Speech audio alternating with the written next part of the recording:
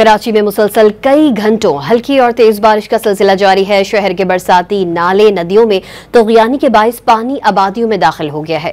गडाब का थडो dam overflow होने से पानी आबादियों और M9 हाईवे तक आ गया। M9 पर ट्रैफिक की रवानी मुतासिर होने से मुतादिद गाड़ियां ट्रैफिक जाम में फंस गई हैं। गडाब सुपर हाईवे से थडो डैम जाने वाला रोड फकीरा चौक से बंद कर दिया गया है। पानी का बहाव ज्यादा होने से ट्रैफिक की आमदोरफ्त मुअत्तल हो गई है। थडो डैम के ओवरफ्लो होने से नदी में भी पानी का बहाव बढ़ गया। रात गए पानी का बहाव हाईरूफ, रक्षा और मोटरसाइकिल बहा कर ले गया।